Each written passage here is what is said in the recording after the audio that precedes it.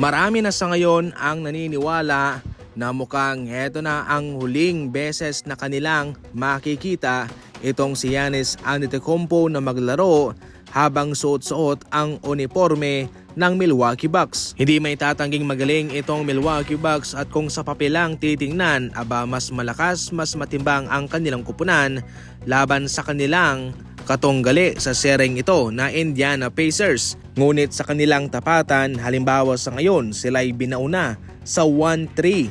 Isa lang yung kanilang panalo, 3 ay talo. Hindi maganda para sa isang katulad ni Giannis na maganda naman ang kanyang naibibigay pero so far minamala siya sa kanyang mga kasama. Ang mga ganyang malalarong maganda naman ang naibibigay na performance sa isang kupunan, ngunit yung kanyang mga kasama ay wala namang naiambag. Hindi naman sa ating minamaliit sa Damian Lillard, ginagawa niya ang kanyang makakaya. Subalit maski siya man ay tinamaan din ng malubhang injury. Loyal itong si Giannis para sa Milwaukee Bucks. Pero kung tutuusin, ito'y kanyang nabigyan naman ng kampyonato. Sa ngayon, inihahambing mga idol ang relasyon ni Giannis sa Milwaukee Bucks na parang sinulid na lamang, malapit ng maputol. Malaki naman ang paniniwala ni James Harden na kanilang maiuwi ang kampyonato sa season na ito. Si Kawhi ay naging major contributor sa kanila ngayon at totoo nga na kung siya'y healthy, siya'y unstoppable.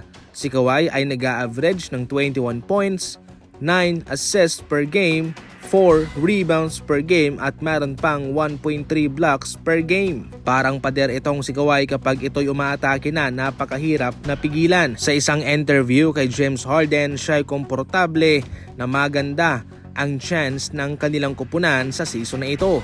Wala silang problema sa isolation, ito'y kanilang nagagawa ng mabuti.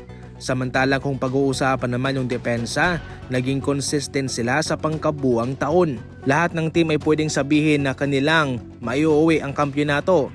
Pero para mismo sa Clippers mga idol ay mayroon silang malaking tsansang makuha ito sapagkat okay naman yung kanilang kupunan, especially itong si Kawhi. Ang malaking hamon lang dito ay kung kanila bang malalampasan ang lahat ng team na siguradong hahadlang sa kanilang daan para makuha iyon.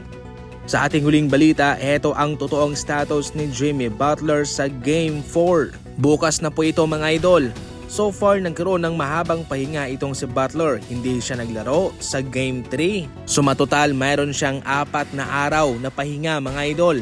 Malaking bagay po yan kay Jimmy Butler. Ayon sa kanilang NBA insider na si Anthony Slater, itong si Butler ay questionable sa laban sa Game 4. Ibig sabihin niyan ay pwede siyang maglaro, pwede ring hindi. Malaking pagsubok to para kay Coach Steve Kerr kung kanyang ipagpapatuloy ang kanilang lineup noong Game 3. Dahil gamit ang lineup na iyon ay kanilang natalo ang Rockets. Pero pwede naman silang mag-playing safe pero agresibo.